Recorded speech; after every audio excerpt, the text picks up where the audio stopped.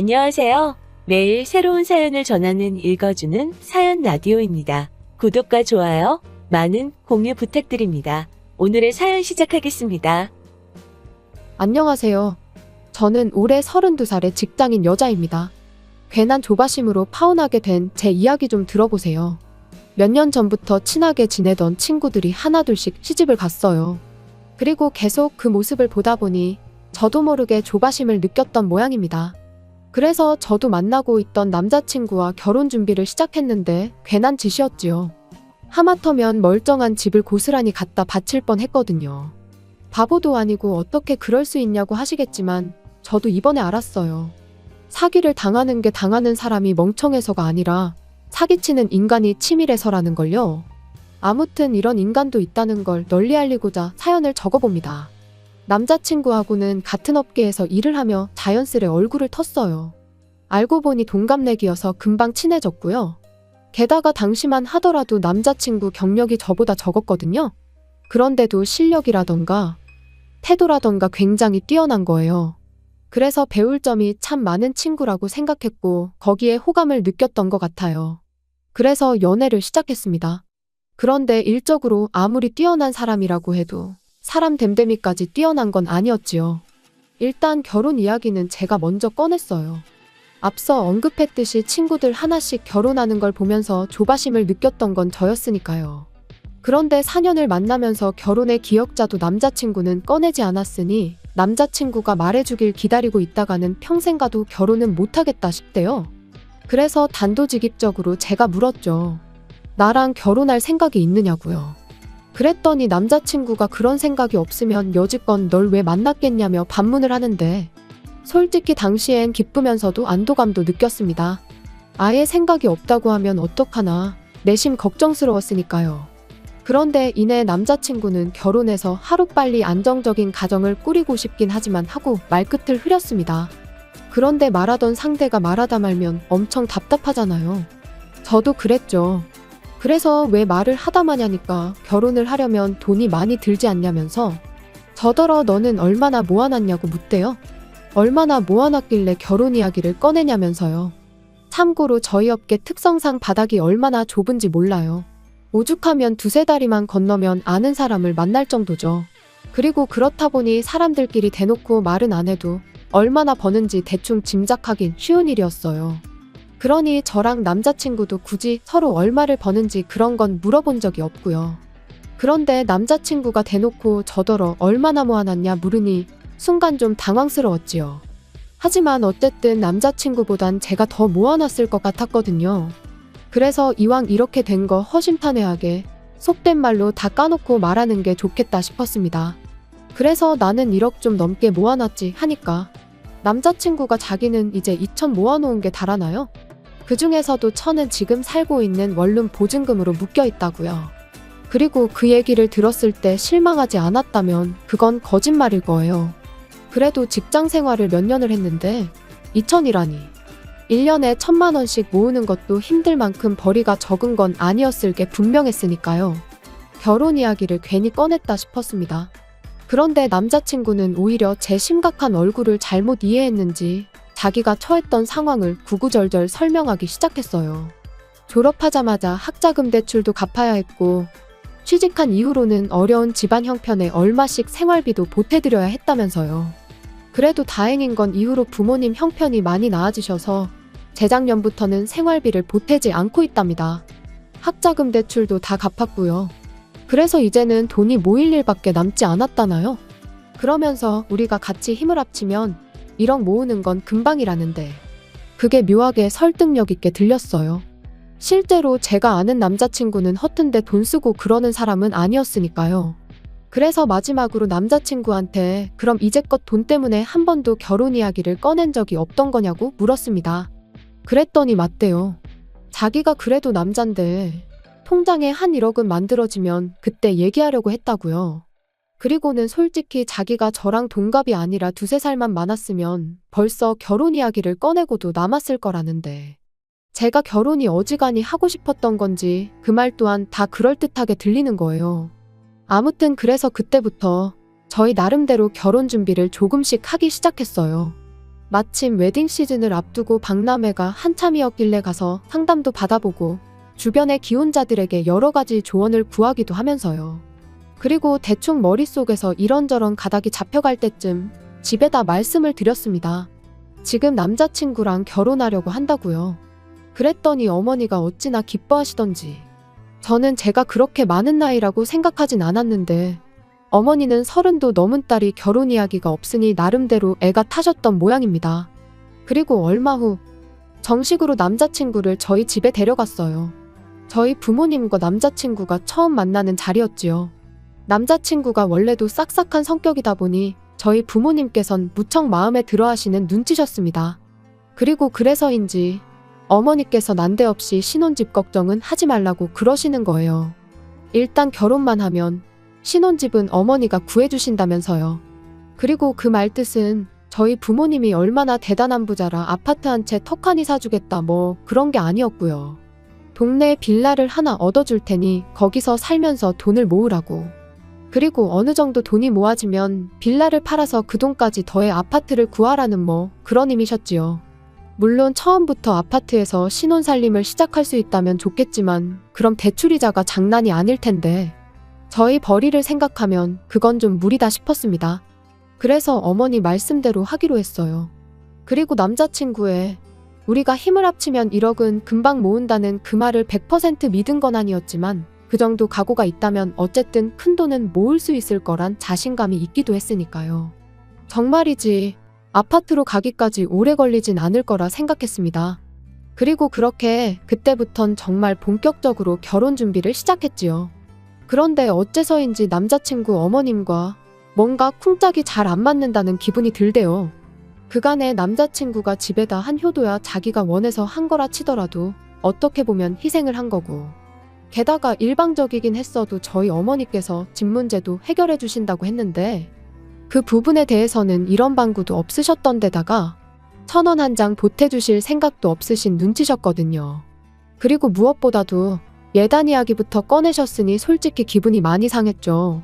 하지만 그때까지도 남자친구가 어머님께 무슨 말씀을 하시는 거냐? 이미 여자친구가 해오는 게 얼마나 많은데 예단까지 바라시냐 해가며 제 편을 들어줬어요. 그리고는 자기 파혼당하는 꼴이라도 보고 싶으신 거냐며 화를 내기도 했고요. 그래서 어머님과 삐그덕거리는 느낌이 들었어도 크게 걱정은 안 했습니다. 남자친구가 중간 역할을 지금도 잘해주고 있고 앞으로도 잘해줄 거라고 믿어 의심치 않았으니까요. 그렇게 제가 집을 해가고 예단은 생략하고 남자친구가 혼수를 해오기로 했어요. 저희 어머니께서 빌라 계약을 서둘러서 하신 탓에 이미 집이 비어있던지라 남자친구가 틈틈이 가전제품이나 그릇 같은 걸 사다 채워놓기로 했죠. 그리고 그런 것들을 구매하는 과정에서 다시 한번 남자친구의 경제 개념을 엿볼 수 있었습니다. 뭐 하나 섣불리 사는 일 없이 꼼꼼히 가격 비교도 하고 후기도 확인하는 모습이 남잔데도 참 야무져 보였고요. 하지만 그 모든 게 결국 제 눈을 멀게 하려던 남자친구의 개수작이었다는 걸 알게 되었어요. 남자친구의 자취방 계약 기간이 끝나가고 있던 무렵 결혼식까지는 3달 정도 남은 상황이었습니다. 그런데 남자친구가 저한테 빌라에 먼저 들어가 지내면 안 되겠냐 물어보대요. 빌라는 이미 비어있고 자기가 짐도 어느 정도 챙겨놓았지 않냐며 본가로 돌아가기보단 그 편히 출퇴근하는데 편할 것 같다면서요. 하지만 저희 어머니께서 아무리 그래도 신혼집인데 시골리고 같이 들어가면 좋겠다 하셨습니다. 그러니까 남자친구가 꽤나 아쉬워했는데 저도 어머니의 말씀이 맞다고 생각했네요. 남자친구가 먼저 빌라에 들어가면 남자친구 어머님 입장에선 와보고 싶으실 수도 있고 그럴 수도 있잖아요. 그런데 제가 없는데 왔다 가시면 제 기분이 썩 좋을 것 같지 않았거든요. 아무튼 그래서 일단 남자친구의 집은 빼서 본가로 보내기로 얘기가 되었습니다. 그래도 다행히 남자 혼자 살던 집이라 짐이 많지는 않대요. 그래서 1차로 짐 정리가 끝나자마자 남자친구가 먼저 본가로 향했고 저는 혼자 남아 자질구레한 것들을 정리하기 시작했어요. 만약 그때 그 자질구레한 것들을 정리하지 않고 대충 어디다 처박기라도 했으면 전 지금쯤 빼도 박도 못하고 웨딩 마치를 올리고 있었을지도요. 큰 짐이 빠져나가고 빈 방을 보니 제 방도 아닌데 기분이 싱숭생숭했습니다. 하지만 언제까지 감상에 젖어 있을 건 아니었으니 얼른 다시 정리를 시작했어요. 그러다 남자친구의 통장을 발견했는데 잡동사니들 밑에 깔려있는 걸로 봐선 통장 정리를 한참 동안 안 했겠구나 싶었죠. 그래서 별 생각 없이 상자에 옮겨 넣으려다가 문득 그래도 마지막에 정리했을 땐 얼마나 모여 있었을까 궁금해지대요. 그래서 통장을 열었는데 그 순간 큰 배신감에 잠깐이지만 파혼해야 하나 생각이 들었어요. 마지막 통장 정리가 반년 전이었는데 잔고가 5천만 원이 넘게 찍혀 있었으니까요. 그리고 그때 방문이 벌컥 열리더니 남자친구였습니다. 당장이라도 숨이 넘어갈 것 같이 핵핵댔지요. 남자친구의 자취방부터 본가까지는 왕복 1시간이 걸리는 거리고 짐까지 내려놓고 왔으니 좋게 2시간은 걸렸어야 했습니다. 하지만 20분 만에 돌아왔다는 건 아마도 운전하다가 갑자기 통장이 생각났던 모양이돼요. 그리고 아니나 다를까 한 손엔 통장을 들고 얼빠진 표정을 하고 있는 저를 보자마자 남자친구는 오해랍니다. 그리고는 자기가 다 설명할 수 있다나요?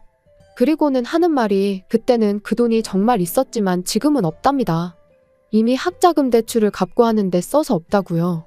그 이후로 통장 정리를 안 한 것도 학자금 대출로 목돈이 빠져나가느라 잔고가 훅 줄었을 텐데 그걸 보고 나면 속상할 것 같아서 일부러 안 했다나요. 그렇냐고 알겠다 대답하곤 요 앞 은행에 CD기가 있으니 같이 가서 통장 정리 좀 해보자고 했어요. 그랬더니 남자친구는 지금 정리하고 하느라 바쁜데 굳이 뭘 거기까지 다녀오냐 그래봤자 1,000만 원밖에 안 남아있는 걸 뭐하러 정리까지 하냐 해가며 어떻게든 안 가려고 하대요. 그래서 그럼 지금 핸드폰 꺼내서 은행 어플에 들어가 보라고 했습니다. 다른 건 안 보고 잔고만 보면 된다고. 우리 결혼할 사이인데 그 정도는 내가 확인할 수 있는 거 아니냐고요. 그랬더니 남자친구가 갑자기 목에 핏대를 세우며 저더러 말 잘했다고 우리 결혼할 사이인데 자기를 못 믿냐면서 그렇게 집요하게 굴어야겠냐는데 먹긴 놈이 썩낸다더니 남자친구의 모습이 딱 그 꼴이다 싶은 게 정말 뭐가 있구나 하는 확신이 들었습니다. 그래서 확인해서 네 말대로 정말 1,000만 원만 있는 거면 내가 전부 다 사과하겠다니까. 글쎄 이제는 핸드폰을 부모님 집에 두고 온 것 같다나요? 어떻게든 상황만 모면하려는 모습이 어찌나 꼴사납던지요. 아무튼 그래서 그런 가서 가지고 오자며 남자친구한테 앞장서라 했습니다. 그런데 그때 본가에 두고 왔다던 남자친구 핸드폰이 남자친구 주머니에서 요란스럽게 울려대대요. 결국 남자친구의 핸드폰을 열어 잔고를 확인했는데 화면에는 7천만 원이라는 큰 돈이 찍혀 있었어요. 5천만 원도 어이가 없었는데 7천만 원이나 되니까 기가 막혀서 말이 안 나왔지요. 남자친구 말 맞다나 방 빼고 보증금까지 돌려받는다 치면 전부에서 8천이라는 소리잖아요. 그리고 그때부턴 남자친구가 태도를 달리했습니다. 실실 웃으면서 뻔뻔하게 생각보다 돈이 많으니까 좋지 않냐고요. 하지만 만약 제가 그 통장을 발견하지 못했다면 이 돈의 존재는 알지 못했을 거고 그럼 남자친구는 처음 말한 대로 2천만 원만 들고 저에게 장가를 왔을 거라 생각하니 솔직히 괘씸하단 생각밖엔 안 들었지요. 한참 동안 말없이 남자친구만 노려보다 왜 잔고를 숨겼냐고 물었어요. 그랬더니 하는 말이 비상금이었다나요? 그리고 이때도 처음엔 그럴듯하게 포장을 하대요. 집에 무슨 일이라도 생기면 그때 저한테 주려고 했다면서요. 하지만 아무리 그렇다고 하더라도 결혼이라는 큰일을 앞두고 결혼할 여자가 1억을 모았다는데 자기도 8천이나 있으면서 거기서 6천을 누락시키는 건 말이 안 되잖아요. 그래서 제가 거짓말하지 말라고 하니까 자기도 뭐 때문에 짜증이 났는지 갑자기 언성을 높이며 말하길 요즘 여자들은 시댁에 1,000원짜리 한 장 주는 것도 아까워한다더라. 너도 우리 엄마가 예단 얘기하니까 기분 나쁜 티를 팍팍 내지 않았냐. 그래서 나도 말 안 했다. 나중에 우리 부모님한테 뭐 돈 들어갈 일 생기면 너한테 아쉬운 소리 하기 싫었다. 그러니까 한마디로 자기 돈은 꼭 쥐고 있다가 자기 부모님한테 드릴 생각이었던 거죠. 그래서 됐다고 더는 할 말 없다 했어요. 그러니까 알겠다면서 일단 집에 가서 쉬라는데 말귀를 못 알아들었구나 싶어서 헤어지잔 소리라고 했더니 눈이 휘둥그레해져서는 이게 헤어질 일이냐입니다. 어쨌든 제가 이제 돈은 다 알게 되었으니 그냥 결혼 자금으로 쓰자면서요. 그래서 돈이 문제가 아니라 너의 그 썩어빠진 사고방식이 문제라고 했어요.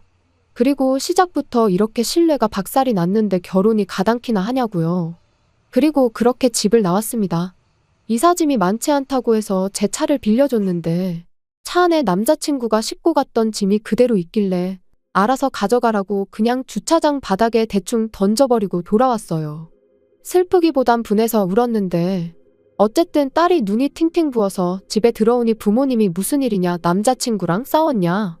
결혼 전엔 원래 많이들 싸운다 그러시대요.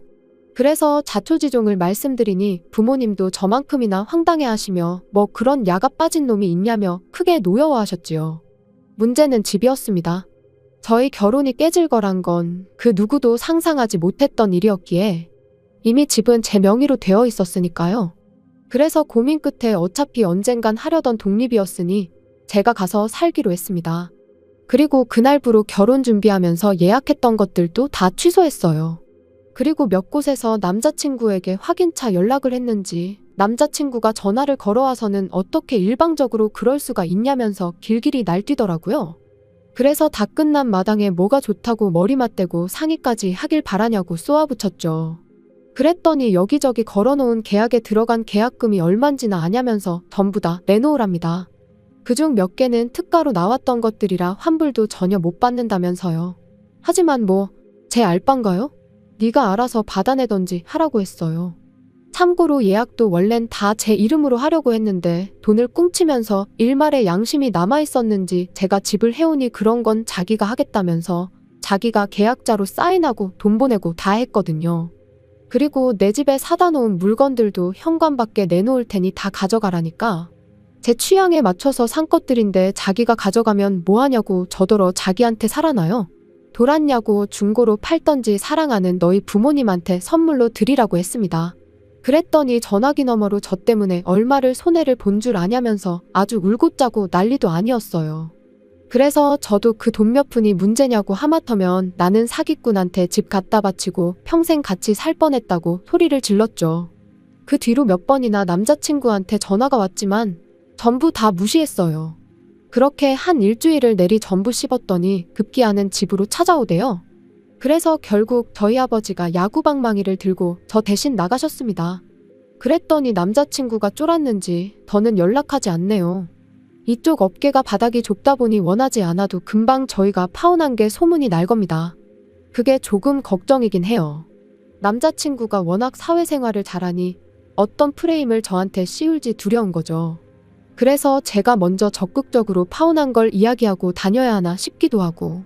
아무튼 남자친구가 마지막으로 저한테 한 말이 너 때문에 쫄딱 망했다는 소리였는데 남자친구 소식을 다시 듣게 되는 날이 온다면 진짜로 쫄딱 망했다는 소식이었으면 좋겠네요. 긴 이야기 들어주셔서 감사합니다. 오늘의 사연은 여기까지입니다. 구독과 좋아요, 알람 설정해주시면 앞으로 더 좋은 사연으로 찾아오겠습니다. 감사합니다. 감사합니다. 감사합니다. 안녕하세요. 매일 새로운 사연을 전하는 읽어주는 사연 라디오입니다. 구독과 좋아요, 많은 공유 부탁드립니다. 오늘의 사연 시작하겠습니다. 안녕하세요. 제주도에 살고 있는 30대 중반의 주부입니다. 이렇게 표현하면 이상하게 들릴지 모르겠지만 오늘 저희 남편이 드디어 각성을 했거든요. 그래서 너무 기뻐서 얘기를 좀 해보려고요. 저희 남편은 3남 1녀 중 둘째로 서울에서 나고 자랐습니다. 하지만 성장 환경을 들여다보자면 그렇게 좋지만은 못했던 것 같아요. 장남인 아주버님에게 치이고 동생들한테는 동생들이란 이유로 양보하며 자랐거든요. 그래서 남들 다 가는 대학도 못 간 거고요. 그런데 정작 시부모님은 그런 저희 남편을 안쓰럽게 여기시긴커녕 대학도 못 간 놈이라며 차별을 하시기 일쑤시지요. 그나마 남편 성격이 긍정적이라서 시부모님의 그런 괄시에도 불구하고 자기가 잘 풀렸으니 다 된 거 아니냐는데 저는 제가 직접 겪은 일이 아닌데도 그 일을 생각하면 속상해서 말도 못해요. 남편도 말은 안 하지만 얼마나 섭섭했을까 싶고. 아무튼 남편이 대학 대신 선택한 건 기술이었어요. 그리고 그렇게 젊어서 배워둔 기술을 기반으로 저희 부부가 제주도에서 정착할 수 있었죠. 다만 제주도가 좁다면 좁은 동네다 보니 정확히 무슨 일을 하는지라든가 상호 같은 건 비밀로 하겠습니다. 제주도 관광이 다 죽었다며 뉴스에 심심찮게 들려오지만 그래도 저희는 저희 나름의 노하우가 있어서인지 아직 크게 체감하지 못할 만큼은 벌고 있어요. 이렇게 말하면 유치하게 들릴지는 모르겠지만 성수기 비성수기를 감안하더라도 서포트 빵빵하게 받고 자란 남편의 다른 형제들보다 훨씬 잘 먹고 잘 살고 있달까요? 그런데도 시부모님은 아직도 저희 남편을 무시하시네요. 잘나고 똑똑한 놈들은 죄다 회사 생활한다고 장사는 못 배운 놈들이나 하는 거라면서요. 착하고 순한 둘째 아들이라서 부모님 고생하실까봐 갖고 싶은 거 참고 먹고 싶은 거 참아가며 번번이 다른 형제들을 먼저 챙겼을 뿐인데 그걸 알아주고 미안해하고 고마워하고 그러시진 못할 망정 말이죠. 가끔은 정말 저희 남편도 배 아파 나으신 게 맞냐고 물어보고 싶을 만큼 야속하다니까요. 그리고 말이 나왔으니 말이지만 저희 부부가 다른 지역이 아닌 제주도에 자리를 잡은 것도 사실 위에서 언급한 이유가 큽니다. 가까이 살면서 이 꼴 저 꼴 보고 기분 나쁠 바엔 거리라도 두고 살면 좀 낫겠지 싶었거든요. 그런데 황당하게도 저희가 먼저 거리를 두니 이제 서울에서 내려오지를 못해 안달들이네요. 시작은 이랬습니다. 저희가 제주도에 자리 잡고 얼마 지나지 않았을 무렵 도련님이 여자친구랑 제주도에 온다고 하더라고요. 그러면서 제주도 구경 좀 시켜달라는데 솔직히 전 그런 도련님의 태도가 탐탁치 않았어요. 하지만 남편 입장에선 그래도 하나뿐인 남동생이니 밥 한 끼 정도는 사주고 싶어하는 눈치였죠. 참고로 저희 남편이 저희 친정에도 정말 잘하거든요. 제 여동생한테도 그렇고요. 그러니 사실 도련님한테 잘해주는 건 저한테 묻지 않아도 될 만큼 당연한 일이라고 생각합니다. 그런데 왜 제가 탐탁치 않다고 했냐면요. 그건 도련님이 평소엔 저희 남편하고 거의 연락을 주고받지 않아요. 그저 자기가 뭔가 필요하거나 아쉬울 때만 저희 남편을 찾는 식이었지요. 아무튼 그래서 결국 도련님하고 도련님 여자친구하고 제주도에서 유명하단 식당에 데려가 거하게 밥도 사주고 했습니다. 그런데 이걸 신우도 알게 되면서 또 놀러오고 또 뒤이어 질세라 아주버님하고 형님도 애들까지 데리고 내려오고 그러니 돈도 시간도 속된 말로 얼마나 까먹었는지 몰라요. 게다가 솔직히 신우랑 형님은 평소엔 자기들끼리 딱 붙어서는 얼마나 뒤에서 제 욕을 하고 다녔는지 다 아는데 제주도 내려와서는 어찌나 친한 척을 해대던지 기가 막혔죠. 게다가 처음 내려왔을 때 한번 잘해줬더니 그게 응당 당연한 거라고 생각한 건지 이후로 툭하면 무슨 통보하듯 제주도 간다 누구랑 간다 해가며 연락을 해오는 거예요. 그리고 그럴 때마다 스트레스가 이만저만이 아니었어요. 물론 누군가는 그럼 그럴 겁니다. 그런 연락 그냥 무시하면 그만이지 않냐고요. 하지만 그때만 하더라도 아예 시댁하고 연을 끊고 산다거나 그런 건 생각해 본 적도 없었으니 무시하는 건 어려운 일이었어요. 무시했다간 또 저나 저희 남편에 관해서 어떤 험담을 하고 다닐지 가늠도 안 됐고요. 여담이지만 저희 남편이 바보도 아니고 솔직히 시부모님이나 형제들이 자기를 얼마나 무시하고 깔보는지는 잘 알고 있었어요. 하지만 그렇다고 자식이 부모를 모른 채 할 수 있냐, 형제를 버릴 수가 있냐 하는 사람이었습니다. 그리고 그래 다 좋다 치자고요. 같이 육지에 살았어도 한 달에 한 번은 만나서 밥 먹을 수도 있고 그럼 저희가 살 수도 있는 거니까 그렇게 생각하면 제주도에 왔다는데 밥 한 끼 사주는 거 어려운 일이 아닐 수도 있죠. 하지만 일단 신우부터 얘기하자면 누가 좋아한다고 그렇게 툭하면 형님을 헐뜯으며 제 환심을 사려고 했어요. 그리고 돈이 어디서 나는지 허구한 날 자기 친구들이라며 같이 내려와서는 재워달라는데 그럴 때마다 시부모님은 그럼 여자애를 밖으로 돌릴 거냐 하시며 재워주라 하셨죠. 그리고 형님이라고 별반 다르지 않았어요. 저는 애가 없어서 그런지는 모르겠지만 툭하면 유치원 인맥이라면서 그렇게 애엄마들하고 내려왔거든요. 그리고는 누가 묻지도 않았는데 한다는 소리가 저 언니는 남편이 무슨 사업을 한다, 저 언니는 남편이 어디 회사를 다닌다. 마치 저한테 자기가 그런 여자들과 어울리는 게 대단한 일인 것 마냥 의시되면서요. 게다가 제가 보기엔 솔직히 어떻게든 그 여자들한테 잘 보이고 싶어 혈안이 된 것 같았는데 막말로 기고 싶으면 자기나 기면 되지 저랑 저희 남편까지 무슨 그 사람들 시중이라도 들어줘야 하는 것 마냥 이것저것 요구를 해대더라니까요. 그래서 결국 그 말도 안 되는 뒤치다꺼리를 1년 정도 하다가 남편한테 더는 못 해먹겠다고 했습니다. 이러려고 제주도 내려온 거 아니라고? 이럴 거 같으면 다 정리하고 다시 서울 가자고요. 그랬더니 남편이 미안하다면서 자기가 이제 못 오게 하겠다는 거예요. 하지만 남편 성격에 딱 부러지게 말을 못할 것 같고 또 남편이 욕먹는 것보단 차라리 제가 먹는 게 낫겠다 싶었죠. 하다못해 누구든 싫은 소리라도 하면 이참에 에라 모르겠다는 심정으로 확 들이받겠다는 생각도 들었고요. 그래서 남편더러 가만히 있으라 하고 신우와 형님한테 연락해 당분간 장사도 바쁘고 해서 와도 뭐 해줄 수 있는 게 없다고 얘기했습니다. 그러니까 따로 연락 안 줘도 된다면서요. 그랬더니 이건 뭐 알겠다는 말 한마디 없이 두 사람 다 더는 연락이 없더라고요. 보나마나 둘이서 또 편먹고 짝짝꿍이 되어 얼마나 저를 씹어대고 있을지 안 봐도 비디오였죠. 그러다 얼마 전이었어요. 저희 어머니 생신이기도 해서 서울에 올라갔다가 시댁에 들렸는데 어째서인지 아주버님이 와 계시더라고요. 그리고는 저희를 보더니 말도 안 되는 하소연을 늘어놓기 시작했습니다. 며칠 전 형님하고 싸웠는데 일이 커져서 별것까지 하게 됐다는 거예요. 부부싸움을 얼마나 크게 했길래 별것이기나 하냐 물었습니다. 그랬더니 따지고 보면 다 저희 때문이라면서 이야기를 하는데 듣자 하니 형님이 얼마 전부터 그렇게 제주도에 내려가서 살자고 조르더랍니다. 서울살이가 갑갑하다면서요. 그리고 저는 그 이유를 좀 알 것 같았어요. 아주버님이 재택근무를 시작했거든요. 사실 저랑 남편은 아주버님과 형님에 비하면 정말 사이좋은 부부예요. 하지만 그런 저희도 매일같이 붙어 지내다 보면 별거 아닌 일로 서로 감정이 상하기도 하고 다투기도 하지요. 그런데 아주버님네랑 형님은 성향이 정말 달라요. 예민한 아주버님에 비해 형님은 만사가 느리고 게으르고 게다가 아주버님은 남자치곤 잔소리도 많고 앓는 소리 죽는 소리도 입에 달고 사는 사람이다 보니 형님의 그런 꼴을 그냥 보고만 있었을 것 같지 않거든요. 참고로 물론 아주버님은 이런 이야기는 쏙 빼놓고 했지만요. 아무튼 아주버님은 뜬금없이 무슨 제주도냐고 안 된다고 했답니다. 회사는 어떡하냐면서요. 그랬더니 형님이 그럼 애하고 자기만 보내달라고 하더래요. 제주도 한 달 살기를 하고 오겠다면서요. 그러니까 이제 아주버님도 그때부턴 진짜 왜 이러나 싶어서 짜증이 나더랍니다.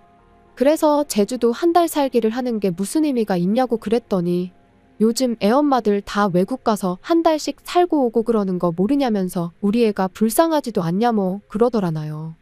그리고 급기야는 나는 제주도 한 달 살기도 못하냐며 내가 이렇게 살려고 당신하고 결혼한 줄 아냐? 쪽팔린 줄 알아라.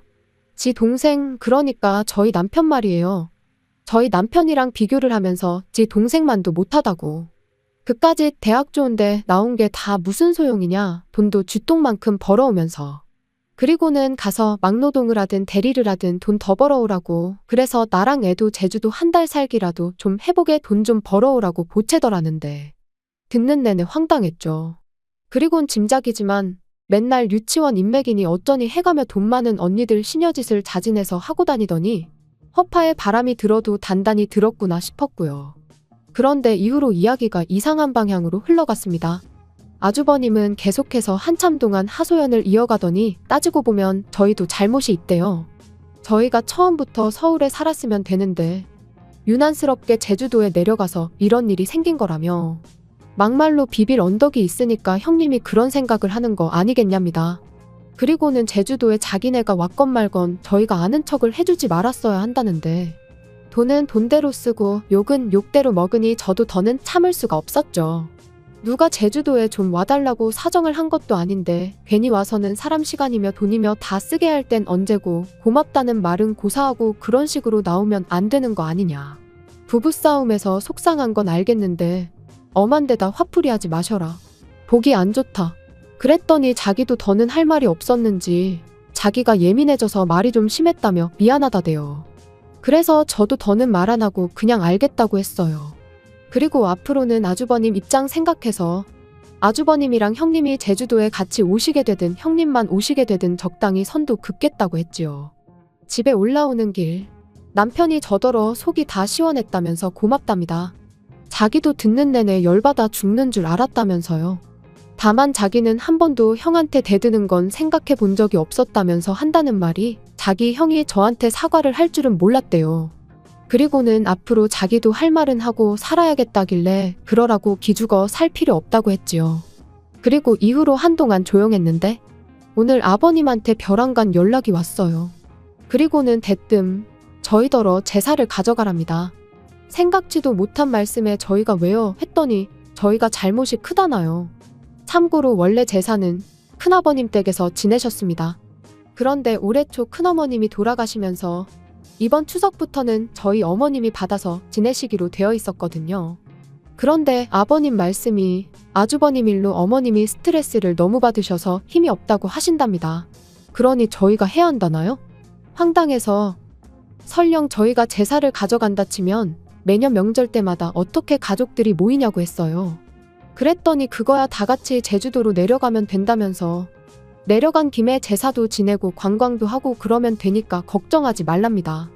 그리고는 비행기표는 돈 잘 버는 저희가 사서 보내주면 되는 거고 잠이야 저희 집에서 자면 되는데 뭐가 걱정이냐고요. 그리고 그제서야 아차 정신이 번쩍 들었죠. 제사를 가져오는 걸로 끝날 일이 아니구나 싶어서요. 그래서 저도 그게 무슨 말씀이시냐, 왔다 갔다 하시는 거 다 알아서 하셔야 한다. 그리고 오셔도 재워드릴 수도 없으니 그런 기대는 마셔라 했습니다. 아주버님네 챙겨줬다가 얼마나 욕을 먹었는데 저희가 미쳤다고 또 그 짓을 하겠냐고요. 그랬더니 저희더러 부모 형제 다 버리고 제주도까지 내려가서 살 때는 이만한 가구도 없었냐는데 솔직히 말이 좋아 이 꼴 저 꼴 보기 싫어 떠나온 거지 사실 쫓겨난 거나 다름없다고 생각합니다. 부모님이 잘해주시고 형제들과 사이가 좋았으면 굳이 뭐 한다고 연고도 없는 제주도까지 내려와서 지낼 생각을 했겠어요. 그리고 그때 밖에서 일을 보고 들어온 남편이 저더러 누구냐고 묻길래 아버님이랑 통화 중인데 미치겠다고 그러니까 자기가 통화하겠다며 핸드폰을 달라고 하더라고요. 그래서 핸드폰 넘기고 전 애꿎은 머리만 쥐어싸매고 있었어요. 남편은 한참 동안 아무 말 없이 아버님의 이야기를 듣고만 있었습니다. 핸드폰 너머로 종종 아버님의 고함 소리가 새어나오긴 했지만 정확히 무슨 말씀을 하시는진 들리지 않대요. 그리고 그렇게 얼마나 시간이 흘렀을까. 남편이 나지막한 목소리로 아버지 하고 한마디 하더니 이제 그만 자기 좀 놔달라고 하는 겁니다. 깜짝 놀랐어요. 그런 목소리며 톤이며 처음 들어봤거든요. 아무튼 남편이 하는 말은 이랬습니다. 형이 무능력해서 돈을 못 버는 것도 그래서 형수가 원하는 한 달 살기인지 뭔지 못 보내주는 것도 우리하고는 상관없는 일이다. 어머니가 형 때문에 힘이 없으시다니 그건 자식으로서 속상하지만 그럼 그 책임은 형이 져야지 왜 아무 상관도 없는 우리한테 이러시냐. 우리 제주도 내려올 때 누구 한 사람 가지 말라고 잡기를 했냐. 아니면 가서 먹고 사는데 보태라고 단돈 1,000원이라도 줬냐. 그리고 마지막에 덧붙이길 내가 아직도 어렸을 때 이리저리 치이던 둘째로 보이시냐. 나는 이제 그 아이가 아니다. 이제 지켜야 할 내 가족이 있고 사업이 있다. 그러니 더는 이런 말도 안 되는 요구는 하지 마시라. 솔직히 가족들한테 매번 퍼주기만 하는 마음 여린 남편인 줄 알았고 지난번에 했던 이제 할 말은 하고 살아야겠단 말은 그저 하는 말인 줄로만 알았는데 자기가 알아서 확실하게 선을 그어주니 전에 없이 믿음직스럽게 느껴지대요. 그리고는 괜찮냐니까 자긴 아무렇지도 않답니다. 그러면서 저더러 저번에 이런 기분이었냐 하더니 속이 뻥 뚫린 것처럼 후련하다대요. 그리고는 진작에 자기가 이리저리 끌려다니지 않았으면 제가 그렇게 고생할 일도 없었을 텐데 미안하다고요. 제주도 내려온 이후로 솔직히 보고 싶은 친정 부모님이나 동생도 자주 못 보고 친구들하고도 소원해지고 그래도 제가 내린 결정이니 후회하지 않으려고 그 누구한테도 얼마나 힘든지 제대로 얘기해 본 적이 없었어요. 하지만 오늘 남편의 강단 있는 모습을 보니 너무 많이 재지 않고 남편 하나만 보고 내려온 제 결정이 옳았다는 확신이 듭니다. 그래서 앞으로도 남편이 하는 말과 가는 길은 믿어 의심치 않고 따라줄 거예요. 긴 이야기 들어주셔서 감사합니다. 오늘의 사연은 여기까지입니다. 구독과 좋아요, 알람 설정해주시면 앞으로 더 좋은 사연으로 찾아오겠습니다. 감사합니다. 감사합니다. 감사합니다.